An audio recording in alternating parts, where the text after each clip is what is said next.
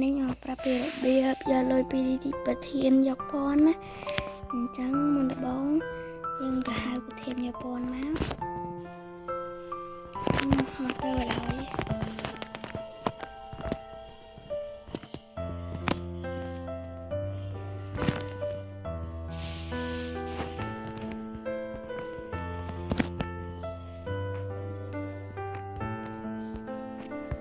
ទៅកន្លែងប្រធានយកពន្ធនេះឲ្យហៅគាត់មកចុចពាក្យថតម្ដងទៀតហើយសើគាត់ទៅហើយនាំគាត់មក Come with me មកយកគាត់ទៅផ្ទះយើងហើយទម្លាក់គាត់ទៅហ្នឹងតមកយើងចុចអាប៊ូតុងនៅលើចុចពាក្យថា menu តមកយើងចុចកន្លែង setting តមកទៀតយើងចុចកន្លែងនេះអាកន្លែងខ្ញុំអស់ហ្នឹងតើ2ជួរនេះមក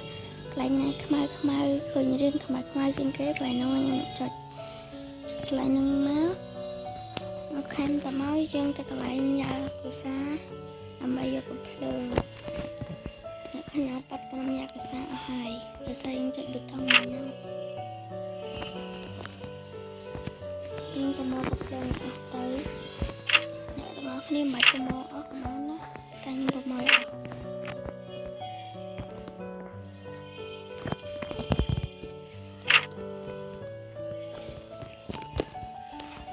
តមកទៅផ្ទះយើងវិញហើយតមកចុចអាកន្លែងមានយំម្ដងទៀតចុចកន្លែង setting ម្ដងទៀត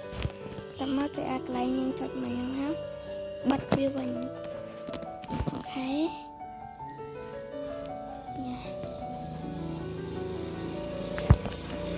មកយើងចុចកន្លែង Chara edit ហ្នឹងមក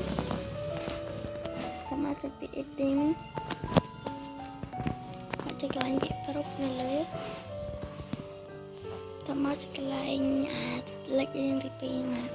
ហើយចុចកន្លែងនេះមកកន្លែងណាខ្មៅអ្នកទាំងអស់គ្នាមើលកន្លែងណាខ្មៅខ្ញុំចុចវា2ណាដាក់វា2ចឹងមកបន្ទាប់មកយើងហៅប្រធានយកពន្ធហ្នឹងមកអង្គុយមកអញ្ចឹងចុចកន្លែង menu ម្ដងទៀតកន្លែង Chara edit ម្ដងទៀតចុចកន្លែង editing ចុចទៅយើងរកកន្លែងអ្នកគាត់អង្គុយលេខរៀងទី1ចឹងណាហើយយើងចុចកន្លែង record ឲ្យធំចឹងណាចាំមកបានហើយតែប៉ុណ្ណឹងក៏បានអូយធំមកហើយយកកំភ្លើងបានគាត់ឈប់យើងឲ្យគាត់ចាំសិន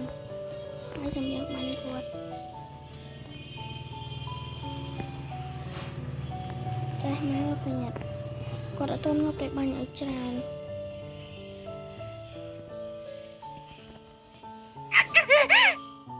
អូយបានមកធានយកពន្ធទៅខ្លួនឯងយកលុយមកអាំងទៀតណាអូយ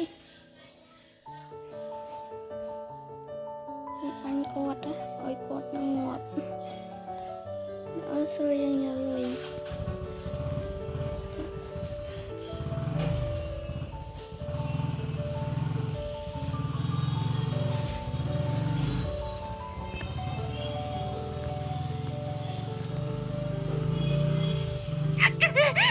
អូយត្រង់បោះគាត់អាហ្នឹងណ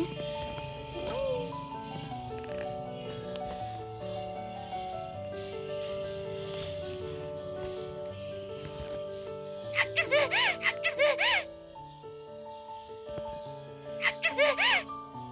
កាត់សិនកាលនោះងាប់យើងស្ងប់បាញ់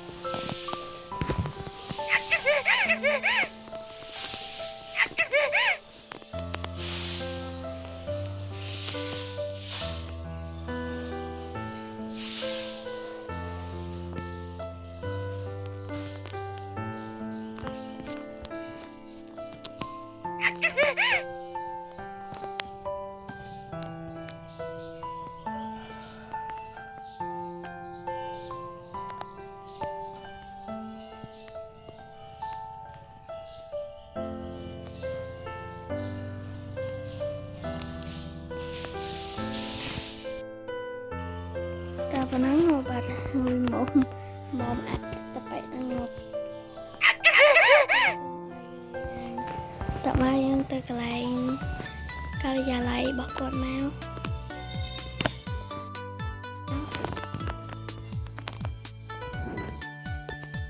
ហើយនេះលុយ50,000 វ៉ាន់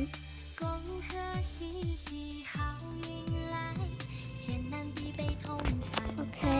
វីដេអូនេះមានតែប៉ុណ្្នឹងទេអរគុណអ្នកទាំងអស់គ្នាសម្រាប់ការមើលកុំភ្លេចចុច like ចុច subscribe ផងចាជំរាបលាអរគុណ